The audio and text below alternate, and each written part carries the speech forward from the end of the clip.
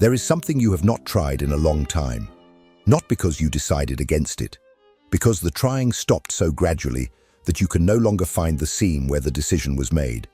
The conversation you don't have, the risk you don't take, the version of yourself you don't allow into rooms where it might be rejected. You wouldn't call any of it fear, you'd call it preference. Knowing yourself well enough to know what you're not built for. That reframing is part of the mechanism. The fear that most shapes a life rarely announces itself. It doesn't arrive with a racing heart or a clear object. It operates at the level of habit, in the way you consistently choose the familiar path, the known outcome, the conversation that won't cost you anything. It works so well as a prison precisely because it feels like wisdom. Every time you pull back, something small and immediate confirms you were right. Nothing bad happened. The relief is real. The growth that didn't occur is invisible. Erik Erikson spent his career mapping how human beings develop, or fail to.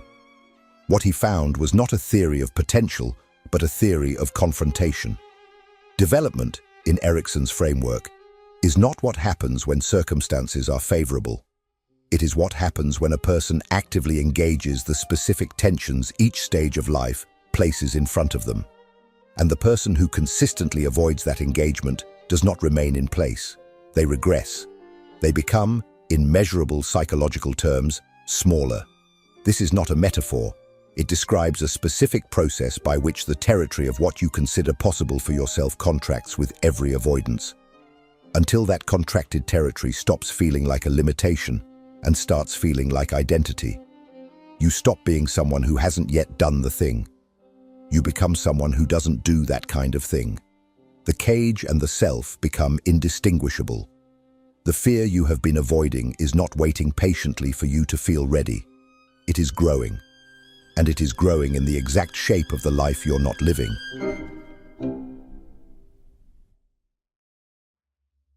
Most people understand in the abstract that avoidance is not good for them. They know this the way they know they should exercise more or sleep earlier. As a principle they agree with and largely ignore. The reason avoidance persists despite this knowledge is not weakness or lack of discipline. It is a learning mechanism so efficient that it defeats conscious intention almost every time. The mechanism is negative reinforcement.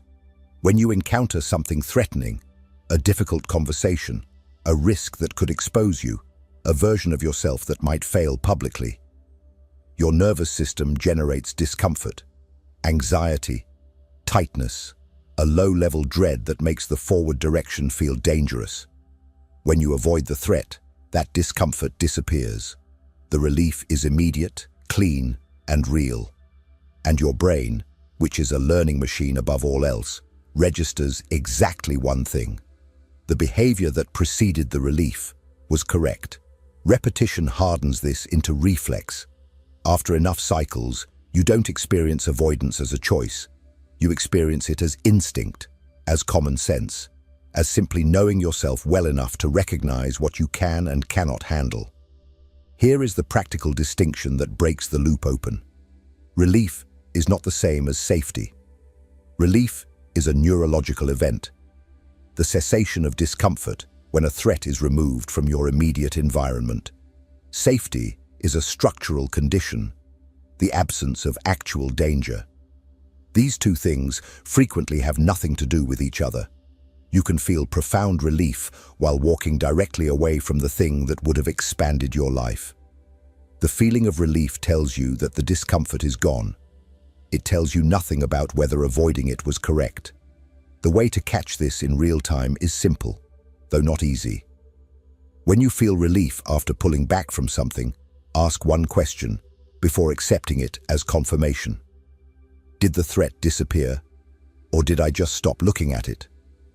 A difficult conversation does not dissolve because you avoided it. A risk does not become less real because you stepped back from the edge. The relief you feel is genuine.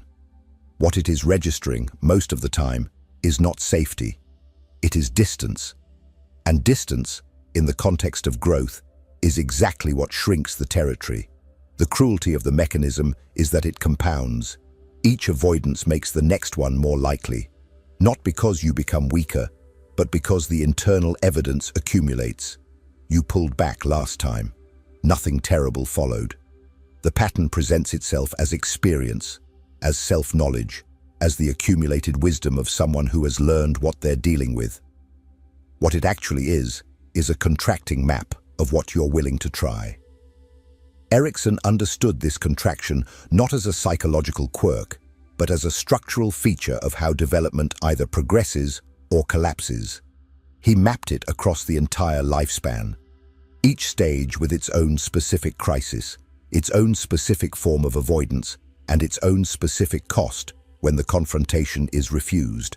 What he found about that cost is significantly more severe than most people expect, and it has nothing to do with staying in place.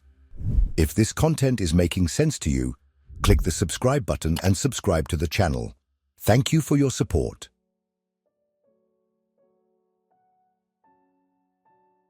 Erik Erikson was not trying to build a theory of fear. He was trying to understand something more fundamental. Why some people move through the stages of their lives with increasing depth and capacity, while others arrive at each new decade carrying the unfinished business of the last one. What he produced, in Childhood and Society, was a map of the entire human lifespan. 8 stages, each containing a specific psychological tension that must be actively navigated. He called the underlying principle epigenetic. Development unfolds according to an internal schedule, and each stage has its moment.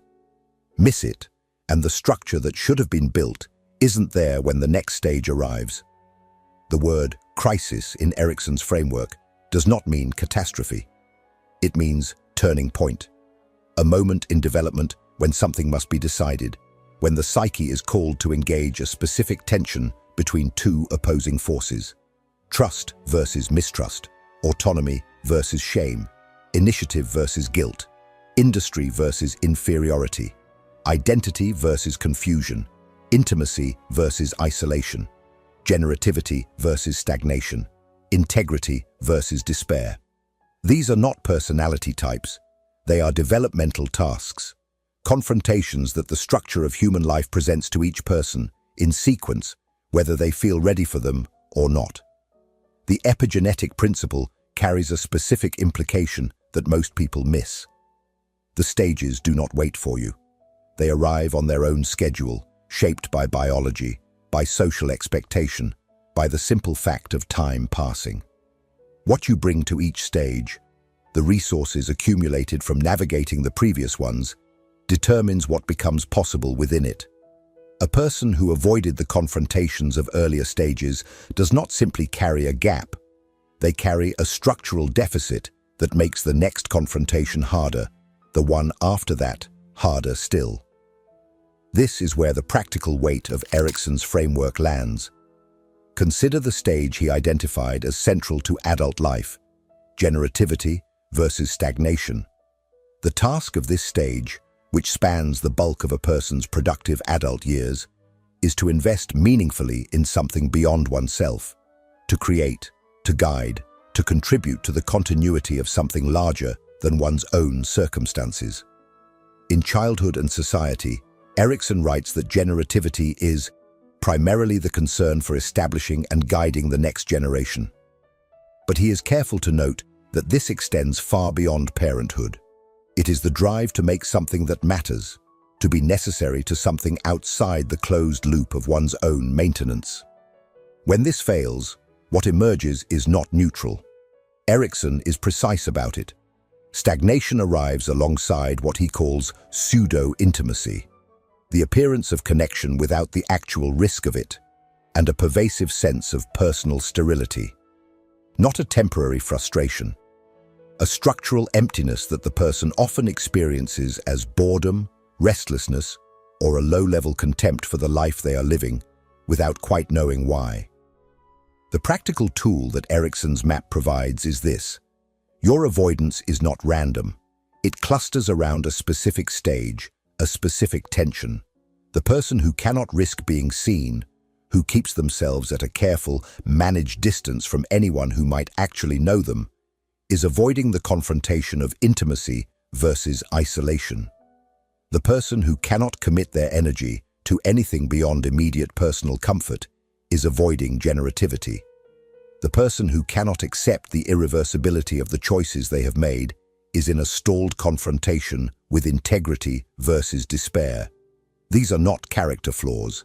They are developmental arrests, specific places where the forward movement stopped and where the contraction began.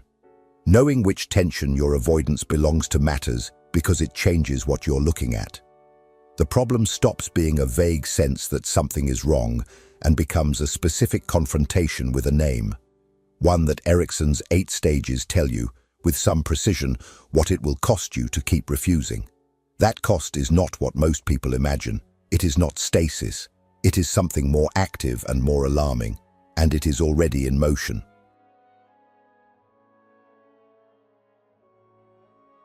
The idea that you can pause growth and return to it later is one of the most durable pieces of self-deception available to an adult. It doesn't feel like self-deception. It feels like strategy. You're not avoiding the confrontation. You're timing it.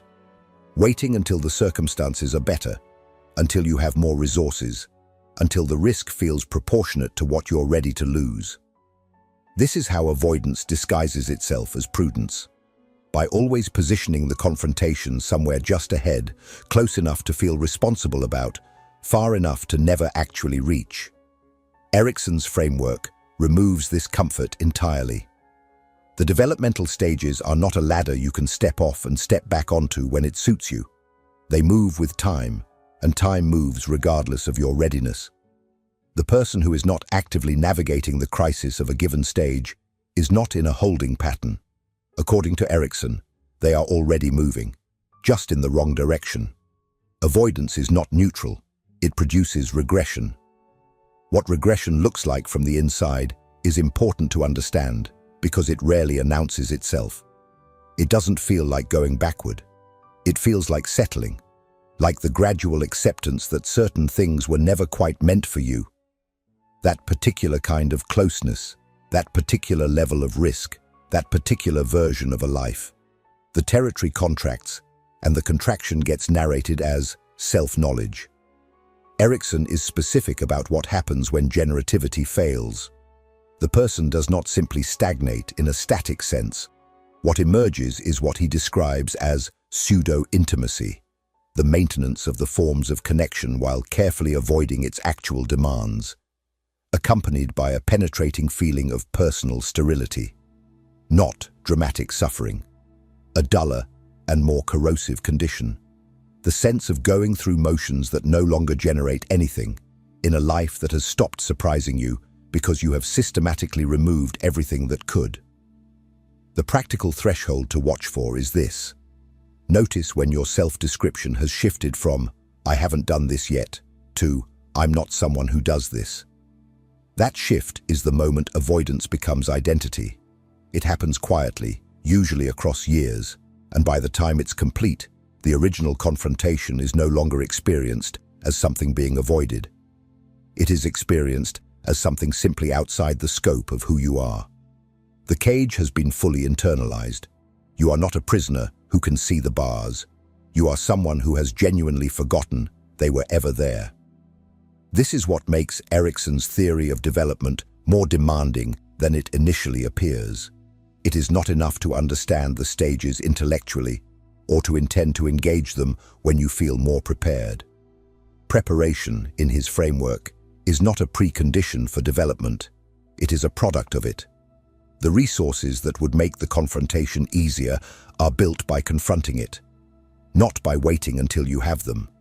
Which means the question changes. The question is no longer whether you are ready.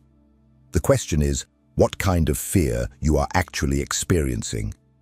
Because not every fear is telling you the same thing, and the difference between them is precisely what determines whether crossing or retreating is the right move.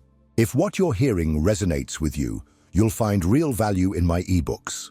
Beyond the Shadow breaks down Jung's core ideas, while Dialogues with the Unconscious gives you a 30-day path to apply them in your life. Both are linked in the pinned comment.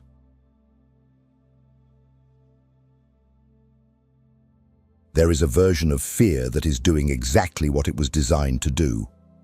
You are about to step into traffic without looking, and something in you seizes that fear is correct. You are in a situation where the people around you have demonstrated they cannot be trusted with what you're about to share. That fear is information. Not all fear is avoidance. Some of it is navigation. The problem is not that you feel fear. The problem is that most people are applying the same response, retreat, to two fundamentally different signals.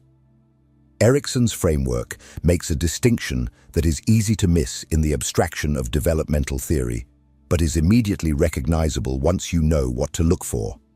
The crises he mapped are not designed to be comfortable. They are designed to be confronted. The anxiety you feel at a developmental threshold is not a warning that you are approaching something dangerous. It is evidence that you are approaching something that will require you to become different. Those are not the same thing. One calls for retreat. The other calls for crossing. Threat fear and growth fear feel remarkably similar in the body. Both produce the same constriction, the same impulse to pull back, the same search for a reason why now is not the right time. The difference is not in the sensation. It is in what the fear is actually pointing at. Threat fear has a concrete object. Something specific could be lost. Your physical safety, a relationship, a resource you depend on. When you imagine the worst outcome with genuine clarity, the fear is proportionate to it. Growth fear is different. When you try to identify exactly what you are afraid of, the answer keeps shifting. It lives in the realm of image. What people will think, who you'll become, what it will mean about you if you try and fail. The threat is not external. It is the self that would have to change. The practical test is this. Ask yourself whether the fear has grown larger the longer you have avoided the thing.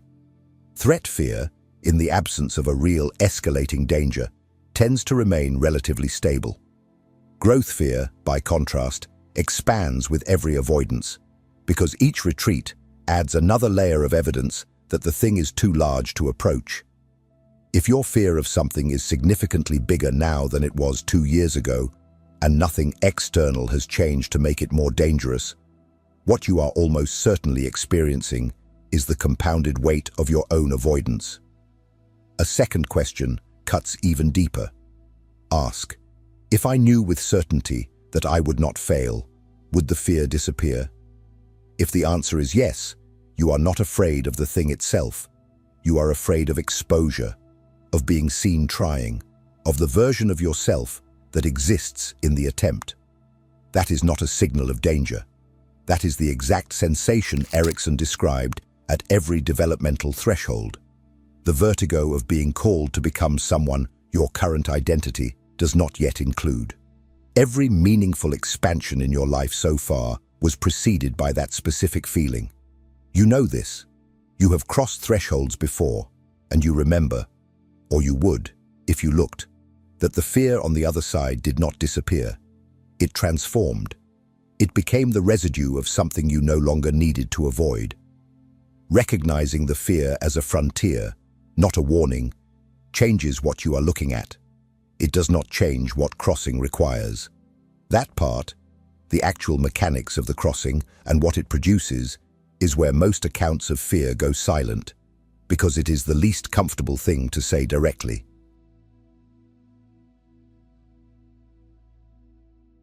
At some point, preparation becomes its own form of avoidance. You have read enough about the thing. You have thought about it seriously, identified the fear correctly, understood the mechanism, mapped the cost. You know with reasonable clarity what you are avoiding and what it is doing to your life. And still, the crossing hasn't happened, because understanding the threshold is not the same as walking through it, and the mind is extraordinarily skilled at making the former feel like progress toward the latter. Erikson offers no comfort here. His entire framework rests on a single uncomfortable premise.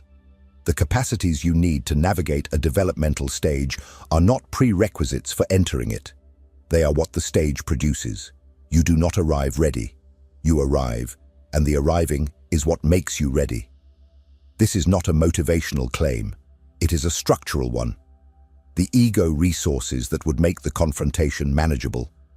The confidence, the tolerance for uncertainty, the ability to sustain yourself through exposure, are built inside the confrontation, not before it. This means that waiting until you feel ready is not caution. It is a guarantee that the feeling will never arrive. Consider what Erikson found at the far end of the lifespan. In the final stage, ego integrity versus despair, the person who has navigated the previous crises arrives at the end of their life with something specific: the ability to accept the singular, unrepeatable arc of their own existence, to look at the one life they lived and find it sufficient. The person who has avoided the confrontations does not arrive at neutrality. They arrive at despair, and Erikson is precise about its source. It is not regret over failures. It is the recognition that time has run out for a different attempt, that the life which could have been lived was not refused by circumstance. It was refused, incrementally and quietly, by the person living it. The specific texture of that despair matters. It is not dramatic. It presents, Erikson observed, as contempt for others, for circumstances, for the smallness of everything available. What looks like bitterness about the world is often the inward recognition that you ran out the clock on yourself. The practical instruction at this point in the video is the most direct one. Identify the single confrontation you have been most consistently avoiding. Not a category, not a theme, one specific thing. A conversation, a risk, an exposure, a version of yourself you have not allowed into the world. Name it with enough precision that you cannot mistake it for something else. Then identify the first action, not the complete resolution, not the finished transformation. The first action that moves toward it, the one that costs something small enough to do today and large enough to actually count. This is where Erikson's framework stops being theory and becomes a demand. The developmental stage does not care about your intentions. It responds to what you do with the time that is still available, what you do with it, and what you become on the other side of doing it, is what the conclusion of this video is actually about.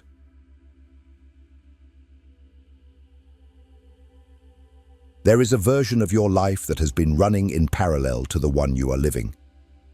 It is not a fantasy version, not larger than what is realistic, not free from difficulty or loss. It is simply the life that would have accumulated if each confrontation you avoided had been met instead.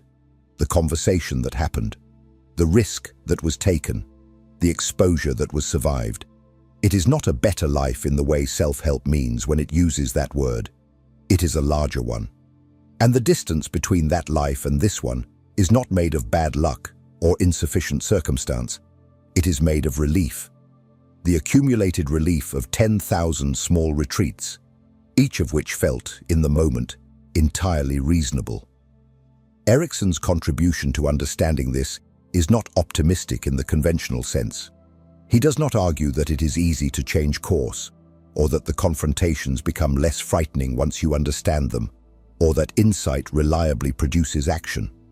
What he argues, across the full arc of the 8 stages, is that the human psyche is structured to grow through crisis, and that when it is consistently denied that opportunity, it does not adapt peacefully. It turns inward.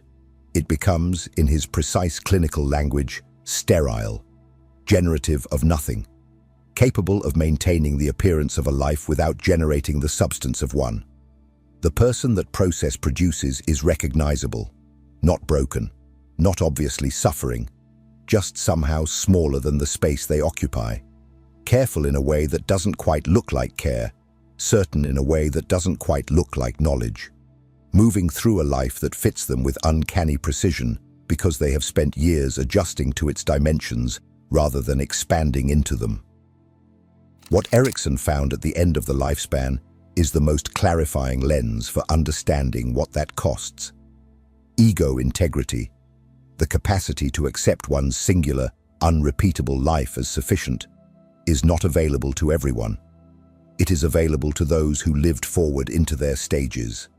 Those who didn't do, not arrive at peace.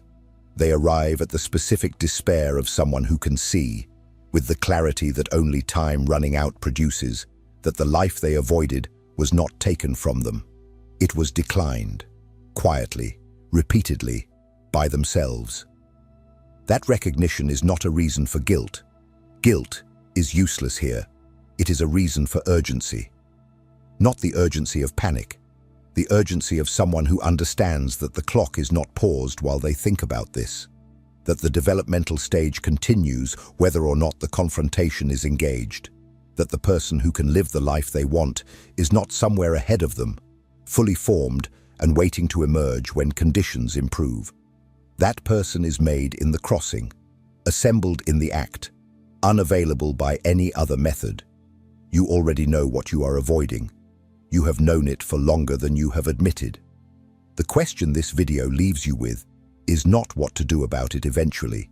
It is what you are willing to do about it before the feeling of having watched something meaningful fades and the ordinary shape of the day reclaims you.